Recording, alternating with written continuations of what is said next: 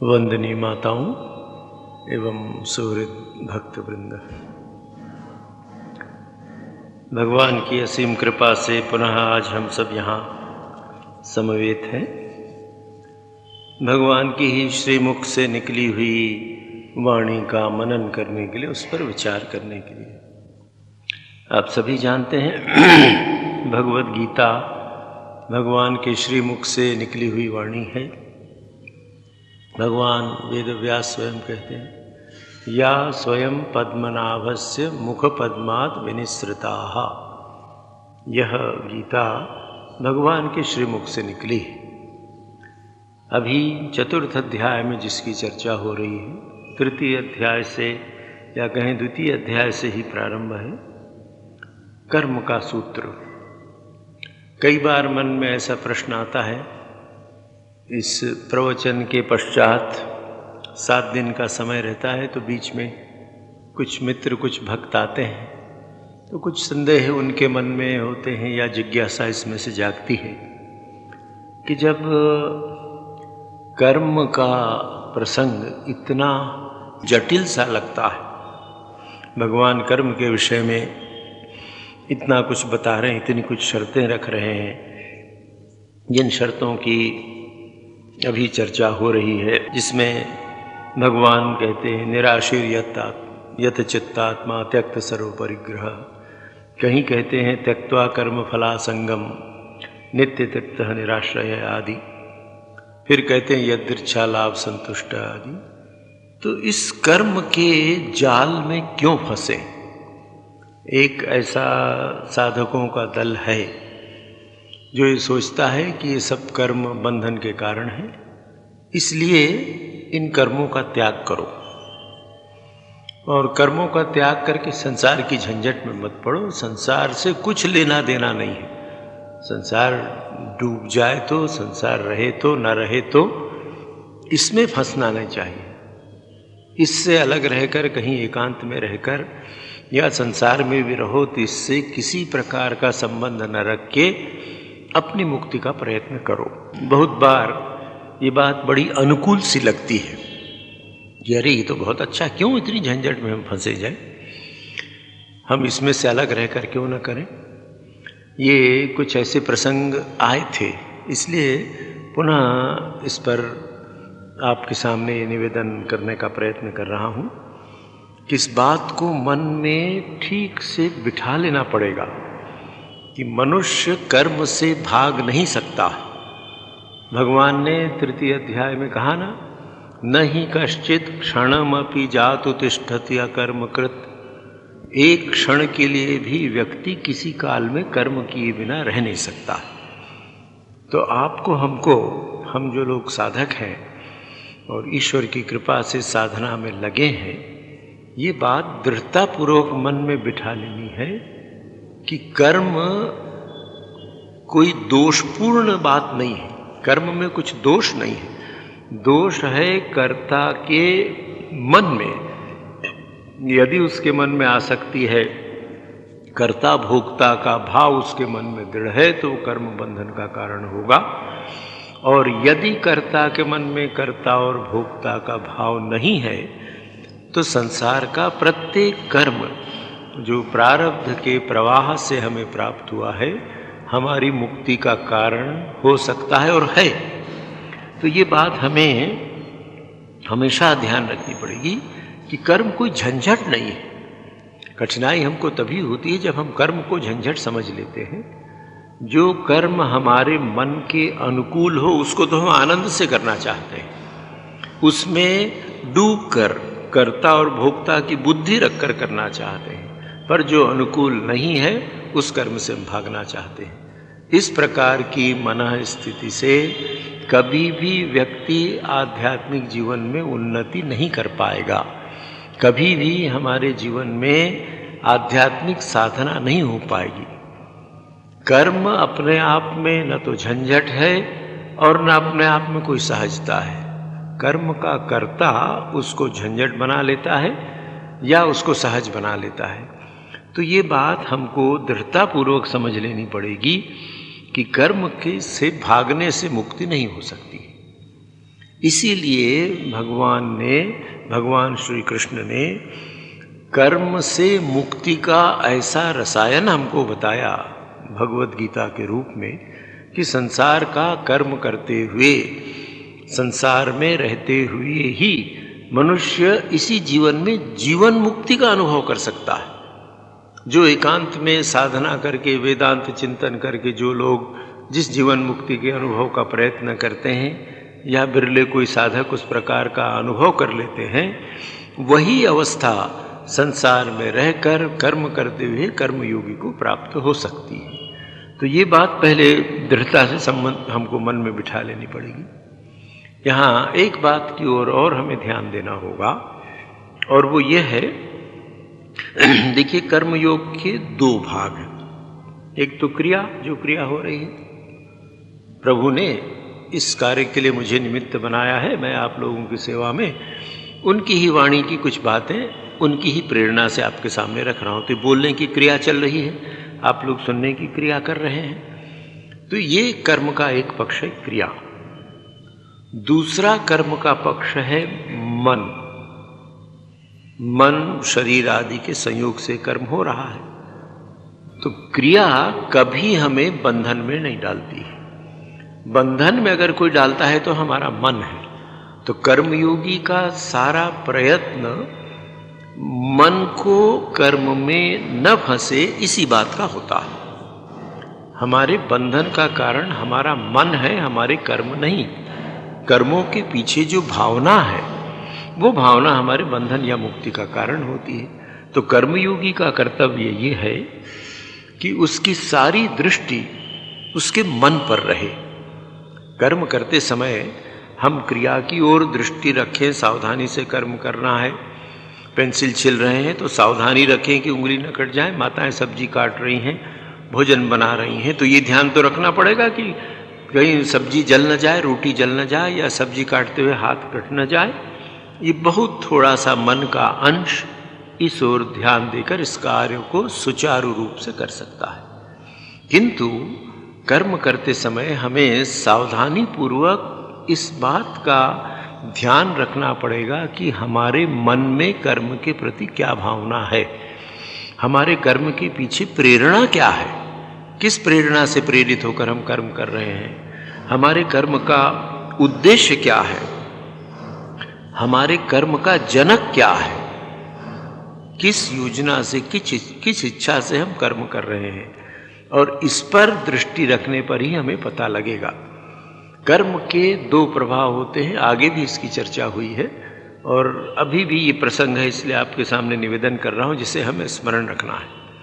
हमारे जीवन में कर्म के दो प्रभाव दिखते हैं। जैसे क्रिया और मन की बात आपके सामने रखी गई। एक कर्म का बाह्य प्रभाव, एक फल का वृक्ष एक व्यक्ति ने लगाया, फल का वृक्ष लगाया, आम का वृक्ष लगाया, तो 2-4-5 वर्षों में आम का वृक्ष बड़ा हुआ या दूसरे फल के वृक्ष बड़े हुए, तो कर्म का बाह्य परिणाम दिख रहा है।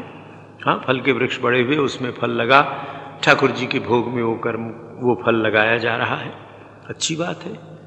ये पेड़ का लगाना, पेड़ में फल का होना, इस क्रिया के द्वारा मनुष्य या कर्ता के मन में बंधन नहीं आया। उस पेड़ लगाने की क्रिया के संस्कार जो मन में पड़े उसके, कि अच्छा आम का या अमरूद का पेड़ लगाया, उसमें फल हुए और वो ठाकुर की सेवा में लग रहे हैं, या बगीचे का खुद मालिक है तो बाजार में बेच के पैसे कमा रहा है। तो ये पेड़ लगाने के संस्कार जो मन में पड़े, वो हमको हर जगह पेड़ लगवाएंगे। जहाँ अनुकूल परिस्थिति मिली, जगह मिली, तो चलो यहाँ पेड़ लगा ले, यहाँ खेती कर ले। मंदिर के सामने आप देखते हैं बगीचा लगा हुआ है। तो ऐसे भी लोग थे, ऐसा भी समय था, उन लोगों ने ऐसी सलाह दी कि अरे महाराज, मंदिर के सामने ये फूलों के इसके बगीचा न लगा के यहाँ पर खेती की जा सकती है, बहुत अच्छा, यहाँ अनाज भी हो सकता है, फल भी हो सकता है, ठाकुर की सेवा में लगाया जा सकता है। खैर, उनसे कहा गया कि भाई ये फूल चढ़ाना भी उतना ही आवश्यक है जितना कि अनाज पैदा करना। तो देखिए, ये जो पेड़ लगाने के, खेती करने के संस्कार मन में हुए, वो संस्कार बंधन का कारण है।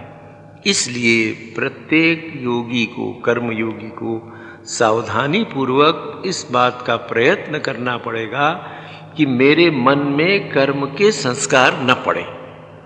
कैसे न पड़े, सारी गीता में उसकी योजना है।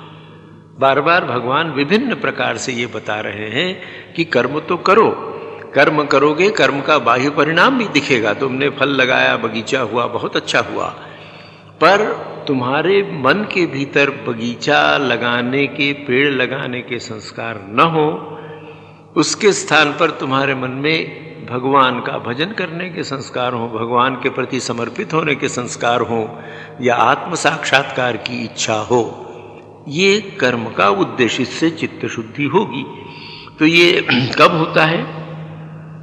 फिर दूसरी एक बात, एक भ्रांति हम लोगों के मन में है, विशेषकर हमारे कर्मकांड में विश्वास करने वाले भक्तों के, मित्रों के मन में ये बात दृढ़ होती है कि कुछ विशेष कर्मों के द्वारा ही चित्त शुद्धि होगी, या कुछ विशेष कर्मों से ही हम आध्यात्मिक जीवन में जा सकते हैं या भगवत प्राप्ति हो सकती है। विशेष कर्म आवश्यक है यदा कदा, और हम लोग भी करते हैं। आप देखते हैं आश्रम में वर्ष में 4 उत्सव तो होते ही हैं। ठाकुर जी का, माँ का, स्वामी जी का जन्मोत्सव, और अष्टमी में दुर्गा पूजा। फिर छोटे छोटे उत्सव हम लोग करते हैं, जन्माष्टमी के दिन होता है, अभी श्रावण सोमवार में होगा। तो ये विशेष कर्म है। इन विशेष कर्मों में दोष नहीं है, आवश्यक भी है, किंतु ऐसा सोचना कि ये विशेष कर्मों के द्वारा ही मेरी चित्त शुद्धि हो जाएगी और मैं आध्यात्मिक जीवन में आगे बढ़ जाऊंगा, ये समीचीन नहीं है। क्योंकि विशेष कर्म तो यदा कदा करते हैं, कभी जभी करते हैं, किंतु जो सामान्य कर्म है दैनंदिन जीवन के, जो दैनंदिन जीवन के सामान्य कर्म है, उनकी मात्रा अधिक है, उनकी संख्या अधिक है, तो उनके संस्कार दृढ़ होंगे, या वर्ष में 2, 4, 10 बार या 10, 12 बार कुछ विशेष कर्म किए उसके संस्कार दृढ़ होंगे। निश्चित रूप से सतत चलने वाले कर्मों के संस्कार अधिक होंगे, दृढ़ होंगे। इसलिए कर्मयोगी को विशेष कर्म की चिंता नहीं करनी चाहिए। जीवन का प्रत्येक कर्म, खाना पीना, सोना बैठना, जगत व्यवहार, ये सब कर्मयोगी के लिए विशेष कर्म है, जिन कर्मों के द्वारा कर्मयोगी अपना चित्त शुद्ध करने का प्रयत्न करता है, प्रभु की आराधना करने का प्रयत्न करता है। तो हमारा जीवन हमारे इन दैनंदिन सहज कर्मों से ही बनता है या बिगड़ता है, ये हमारे ऊपर है। कर्म को बदलने की आवश्यकता नहीं होती है। कर्म के प्रति यदि दृष्टिकोण बदल जाए तो वही कर्म पूजा हो जाता है। इसलिए अब हमारे निर्णय, हमारा निश्चय, हम जीवन में जब कर्म करने का निर्णय करते हैं, निश्चय करते हैं, तो जैसा आपसे निवेदन किया, कर्म की प्रेरणा की ओर देखना चाहिए कि क्यों हम ये कर्म कर रहे हैं, इससे हमारा क्या लाभ होगा। एक बार एक सज्जन आए और आकर आश्रम में एक विशेष किसी औषधि का, कोई कीड़े मारने और ऐसी किसी औषधि का बोर्ड लगाना चाहते थे कि हम महाराज, हम यहाँ इसका प्रचार करेंगे, लगा देंगे, और हम आपसे कुछ नहीं लेंगे, उसके लिए हमारे ही सारी कंपनी, हम इसको लगा देंगे, लोगों को मालूम होगा। अच्छा ठीक है भाई, क्यों आप यहाँ लगाना चाहते हैं, उसका उद्देश्य क्या था? उनका उद्देश्य ये था कि यहाँ अस्पताल के पास बोर्ड लगा देंगे तो बहुत से लोग आते हैं, वो लोग इसको देखेंगे और देख के उनका व्यवसाय बढ़ जाएगा। अच्छा, तो उसके लिए वो सुंदर यहाँ बेंच, चबूतरा वूतरा ऐसा बनवा देना चाहते थे। तो बेंच, चबूतरा वगैरह वो आश्रम में आने वाले भक्तों की सेवा के लिए, या जो रोगी नारायण आते हैं उनके बैठने की जगह के लिए नहीं बनवाना चाहते थे। वो तो ये चाहते थे कि उनकी कंपनी, उनकी दवाई वाई का नाम उसमें लिखा रहे तो उससे उनको लाभ हो। देखने से तो सत्कर्म था कि अरे भाई, उन्होंने बेंच बनवा दिया, बैठने की व्यवस्था सब कर दी, छतरी बनवा दी, किंतु उद्देश्य तो प्रत्येक कर्म के पीछे हमारा क्या उद्देश्य है, इस ओर कर्मयोगी को ध्यान रखना चाहिए। और आप हम सब साधक या साधिकाएं, हमारा क्या उद्देश्य है? प्रत्येक कर्म के पीछे हमारा एकमात्र उद्देश्य है चित्त शुद्धि या ईश्वर प्राप्ति का प्रयत्न, प्रभु प्रीति अर्थ। भगवान के लिए हम कर्म कर रहे हैं। इसलिए यही सामान्य कर्म हमारे लिए साधना हो गई। अब इसी प्रसंग में ये देखें, ये कर्म की भूमिका मैंने इसलिए पुनः आपके सामने रखी है कि आपको, हमको, सभी को, हम सब सहयात्री हैं। आप हम सब एक साथ यात्रा कर रहे हैं। अत्यंत सावधानी पूर्वक अपने मन की ओर दृष्टि रखने का अभ्यास करना होगा। कर्म जब हम करते हैं तब उस कर्म में, यहाँ सत्संग में आते हैं, आप सब लोग आते हैं, एक ही उद्देश्य है कि यहाँ आकर भगवत चर्चा हो, भगवान की ओर हमारा मन लगे। अब यदा कदा ऐसा भी होता है, एक बार एक व्यक्ति आए थे, शायद 1-2 वर्ष हो गया होगा, तो वो 1-2 सत्संग में आए। वो ये देखने के लिए आए कि यहाँ जो ध्वनि की व्यवस्था है, माइक का अरेंजमेंट, साउंड का अरेंजमेंट है, ये उतना अच्छा नहीं है। उनका वही कारोबार था कि महाराज हम इसी का काम करते हैं, एकॉस्टिक का काम करते हैं, इसका ध्वनि की व्यवस्था का हम काम करते हैं। अगर आप हमको ठेका दे दें तो हम इसकी व्यवस्था ऐसी कर देंगे कि बिल्कुल गूंजेगी नहीं आवाज़, सब ठीक हो जाएगा। प्रवचन सुनने के उद्देश्य से आए नहीं थे, 2-3 प्रवचन सुना और देखा कि इसमें क्या क्या दोष हैं, ये स्वामी जी को बताया जाए और उनसे काम ले लिया जाए मिले तो ये आपसे इसलिए निवेदन कर रहा हूँ कि हमारे कर्मों के पीछे प्रेरणा क्या है, इसको मुझे छोड़कर और कोई नहीं जान सकता है।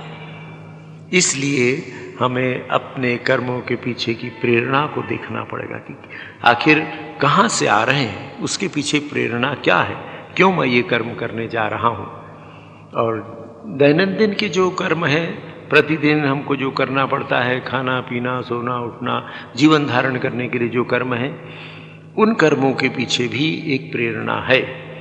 हमारे मन में ये प्रेरणा है, मैं स्वस्थ जीवन बिता सकूं, मेरा स्वास्थ्य ठीक रहे, कार्यक्षम रह सकूं, सब कर सकूं, क्यों रह सकूं। तो मन से ये पूछना पड़ेगा कि उसके पीछे क्या, स्वस्थ रह सकूं, कार्यक्षम रह सकूं, इसलिए कि संसार का भोग कर सकूं, संसार में आनंद से रह सकूं। ऐसी यदि वृत्ति है तो ये बंधन का कारण है, पुनर्जन्म का कारण होगा। और यदि ऐसी वृत्ति नहीं है तो दूसरी वृत्ति क्या है कि मैं स्वस्थ इसलिए रह सकूं कि स्वस्थ शरीर से भगवान का भजन अधिक अच्छी तरह हो सकता है। मैं स्वस्थ इसलिए रहूं कि स्वस्थ शरीर से सेवा अच्छी होगी, नर नारायण की सेवा अच्छी होगी। भगवान श्री रामकृष्ण देव के शब्दों में, शिव ज्ञान से जीव सेवा के लिए स्वस्थ शरीर चाहिए। मेरी विद्या है, मुझे भगवान ने चिकित्सक बनाया है, मेरी विद्या के द्वारा मैं रोगी नारायण की सेवा करूं जीवन। तो यही चिकित्सक का कार्य, एक की मुक्ति का कारण है और दूसरा जो संसार या धन आदि के पीछे लगा उसके बंधन का कारण है। तो साधक या साधिका को आत्मनिरीक्षण के द्वारा अपने कर्म के पीछे प्रेरणा क्या है, इसको देखना चाहिए। अब पिछले रविवार को 22वें श्लोक तक चर्चा हुई थी, आपको स्मरण होगा, जिसमें भगवान ने बताया था, यदृच्छा लाभ संतुष्ट द्वंद्वातीतः विमत्सरः समः सिद्धो असिद्धो च कृत्वापि न निबध्यते। इस पर विस्तृत चर्चा हुई थी। 23वें श्लोक में फिर से भगवान इसी प्रसंग को लेकर एक दूसरे ढंग से कह रहे हैं। वो क्या कहते हैं, गत संगस्य मुक्तस्य ज्ञानावस्थित चेतसः यज्ञाय आचरतः कर्म समग्रम प्रविलीयते। यहाँ भगवान कृष्ण के महान चरित्र की एक झलक हमको दिखती है। भगवान कृष्ण की जो एक विशेष देन है हमारे सनातन धर्म को, देन इस अर्थ में है कि उसकी नई व्याख्या है। सनातन धर्म तो सनातन है। भगवान कृष्ण ने अपने अवतार में सनातन धर्म के इस कर्म पक्ष का और कर्म के साथ यज्ञ पक्ष का, यज्ञाय आचरतः कर्म समग्रम प्रविलीयते, सूत्र है यज्ञाय आचरतः कर्म। यज्ञ के लिए कर्म करने वाला व्यक्ति सब प्रकार के कर्मों के बंधन से छूट जाता है। आगे हमने पिछले अध्यायों की चर्चा में पढ़ा तो इसलिए भगवान कहते हैं, यज्ञार्थात् कर्मणो अन्यत्र लोको अयम कर्म बंधना तदर्थम कर्म कौन्तेय मुक्त संघ समाचर। हे कौन्तेय, यज्ञ से भिन्न कोई भी कर्म बंधन का कारण है। अब यज्ञ के विषय में सामान्यतः यज्ञ कहते ही हमारे मन में धारणा आती है कि यज्ञ का कुंड बना हुआ है, 2 4 5 ऋत्विक बैठे हुए हैं, वो सब उसमें आहुति डालने की जो वस्तुएं होती है, अन्न आदि घी से सने हुए, फिर शुरू हुआ है, पात्र है, मंत्रों का पाठ हो रहा है और अग्नि में आहुति दी जा रही है। यज्ञ का एक ये प्रकार है, एक ही प्रकार है ऐसा नहीं है, ये भी एक प्रकार है। सामान्यतः वैदिक काल में यज्ञ की यही परंपरा थी। भगवान कृष्ण के समय भी ये यज्ञ की परंपरा बहुत तीव्र थी, बहुत से लोग इस प्रकार यज्ञ किया करते थे। भगवान कृष्ण की विशेष देन ये है कि उन्होंने यज्ञ के अर्थ का विस्तार किया, महान विस्तार किया। भगवान शंकराचार्य अपने गीता के भाष्य में एक जगह लिखते हैं, यज्ञो वै विष्णु, यज्ञ साक्षात विष्णु, भगवान विष्णु है।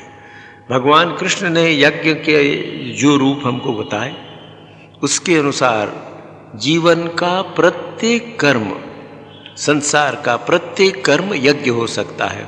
और इसके बाद हम देखेंगे इसी अध्याय में भगवान ने लगभग यज्ञों के 14 प्रकार गिनाए हैं कि इस प्रकार का यज्ञ हो सकता है, होता और अनंत प्रकार है। तो यहाँ विशेषतः यज्ञ के संबंध में जो बात कही गई, यज्ञाय आचरतः कर्म, यज्ञ के अनुसार यदि तुम कर्म करो तो कर्म के बंधन से मुक्त हो जाओगे। तो यज्ञ की जो धारणा है, ये धारणा गीता के द्वारा भगवान कृष्ण ने जो हमें बताई है, ये विश्वजनीन धारणा है। व्यक्ति किसी भी धर्म का हो, किसी भी जाति का हो, वो किसी भी प्रकार जीवन में यदि आध्यात्मिक कल्याण चाहता है तो देशी हो विदेशी हो, इस यज्ञ की क्रिया का आचरण कर सकता है। उसके लिए कोई आवश्यक नहीं है कि वो यज्ञ कुंड बनाए, वैदिक मंत्रों को कंठस्थ करे और उसमें आहुति दे, ऐसा कुछ आवश्यक नहीं। पर इस यज्ञमय जीवन के लिए कुछ शर्तें हैं जो भगवान ने हमें बताई हैं, जिसका पालन जीवन में आवश्यक है। तो भगवान क्या कहते हैं, गत संगस्य, जिसकी आसक्ति चली गई है। बार बार गीता में ये बात आएगी कि मन से आसक्ति का त्याग करना पड़ेगा, और बंधन का कारण यही है, हमारा संग, हमारी आसक्ति, यही हमको बांध कर रखती है। गत संगस्य मुक्तस्य ज्ञानावस्थित चेतसः, ये जो 3 शब्द हैं, ये विशेषण हैं यहाँ। तो आइए पहले गत संगस्य पर अपन विचार करें, जिसकी आसक्ति चली गई। मनुष्य के मन का ये स्वभाव है कि वो कहीं न कहीं चिपकता है। पहले भी आपके सामने उदाहरण रखा गया है। अभी जुलाई का महीना, स्कूल खुला है। आप अगर छोटे बच्चों के स्कूल में जाके देखें तो आपको देखने को मिल जाएगा, छोटे बच्चे च्युइंग गम चूसते रहते हैं। च्युइंग गम चूसते चूसते आधे घंटे में वो नरम हो जाता है। तो फिर बच्चे तो नटखट होते, दुष्ट, तो क्या करते हैं, उसको निकाल के अपने दोस्तों के पीछे उसको चिपका देते हैं। ऐसा चूने से लग जाता है। तो च्युइंग गम को आप जहां रखें वो चिपक जाता है। हमारा मन चूसे हुए च्युइंग गम के समान है। आसक्त तो होगा ही, वो अधर में नहीं रह सकता है। मन अनासक्त न हो ऐसा कभी नहीं, उसका स्वभाव है आसक्त होना।